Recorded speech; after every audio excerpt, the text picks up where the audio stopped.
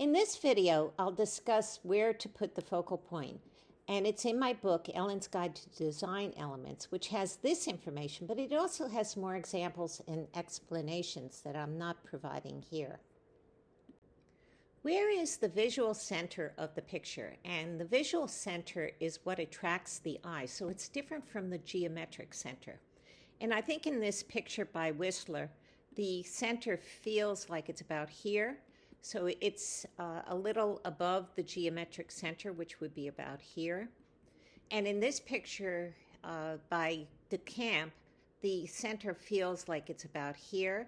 So it's a little below and to the right of the geometric center, which would be more around here. A spot is a position without length or width. The beginner only sees a spot, whereas the professional sees two complementary forms, the spot, which is the positive space, and the background, which is the negative space. If we only concentrate on the spot and ignore the background, then there's no picture. Instead, the spot and the background should be intertwined.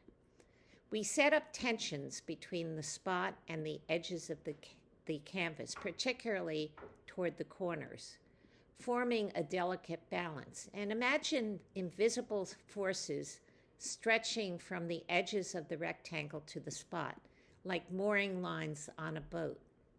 When we hang a picture on the wall, the size and shape of the wall becomes part of the design.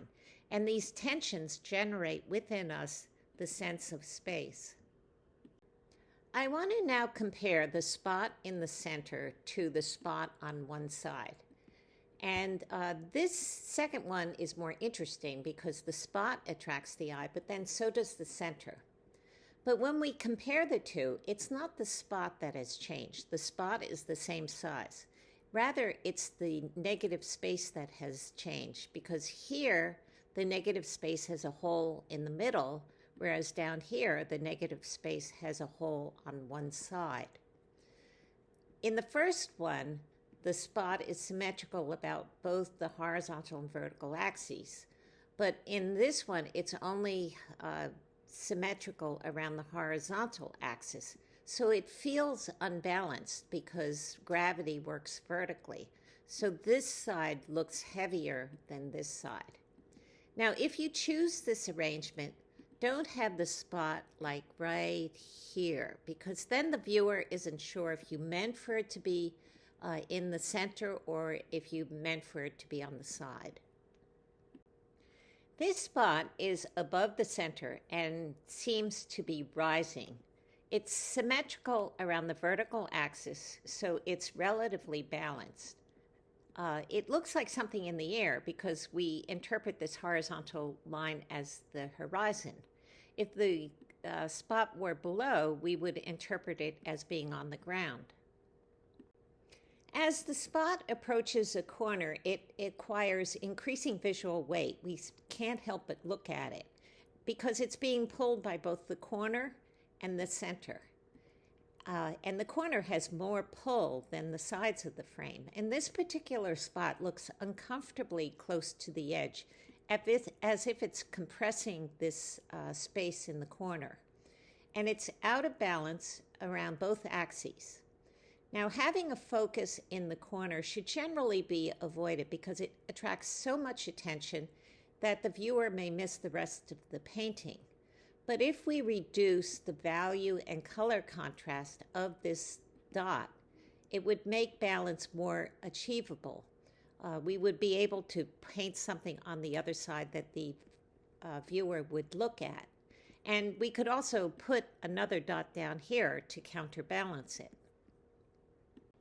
I recommend simplifying your paintings into the main spots because then it's much easier to see what it represents.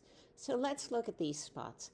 This one looks like a thing on a horizontal receding plane, the ground, because we default to what we experience the most.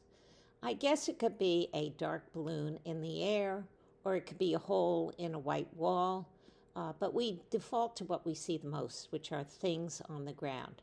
Now, as the spot gets smaller relative to the frame, its placement becomes increasingly important. A dot low on the canvas, like this one, appears close to us and heavy, while this one appears further away and lighter. The smaller the dot gets, the more distant it seems to be. So there are two depth cues that I show here. Vertical positioning, the higher it is on the page, the further away, and diminution of size. If the background is black and the spot is white, we see a light source like the moon at night. Now, what else could it be? Well, could it be a light hole in a dark wall? I think that's a stretch. Can it be a white thing, not a light source at night? It can't be that, because any white thing in dim lighting would look gray. It wouldn't look white. In this picture, the little girl here is the focus because we see most of her face and she's looking at us. But generally, we don't want the focus near the edge for fear that the viewer would miss the rest of the painting. But here, the viewer probably reads the picture from left to right, so we see the other children before we get to the focus.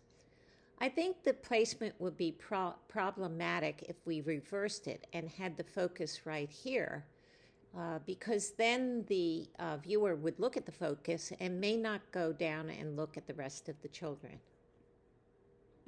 Please remember to subscribe and check out my book on Amazon. That's only $5.